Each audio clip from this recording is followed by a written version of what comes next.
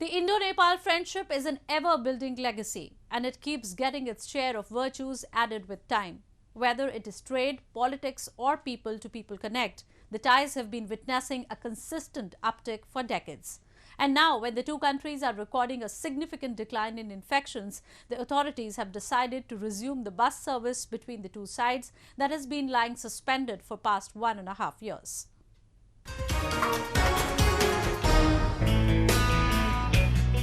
Passengers travelling from New Delhi to Nepal's capital Kathmandu were elated as the bus service between two capitals resumed after being suspended for over 1.5 years due to the COVID-19 pandemic.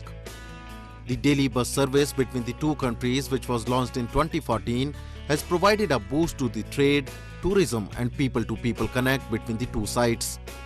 The regular passengers said they were delighted after the resumption of the services, as they would again be able to continue their inter-country affairs seamlessly. यहाँ पे लगभग daily routine पे लोग आते जाते रहते हैं, तो इसके लिए आपको कुछ प्राइवेट जो बसें थी उसमें प्रॉपर तरीके से चालू नहीं हो रही थी, प्लस काफ़ी ज़्यादा सिक्योरिटी रीजंस थे।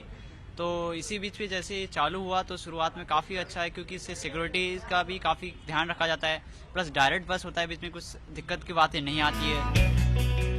In order to travel by the bus, the passengers will be required to produce a COVID-19 vaccine certificate and a RT-PCR test conducted within 72 hours before boarding.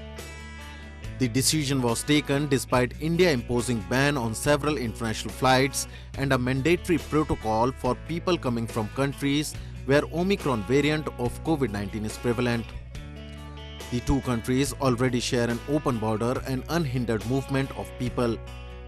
They have close people-to-people bonds through marriages and family ties.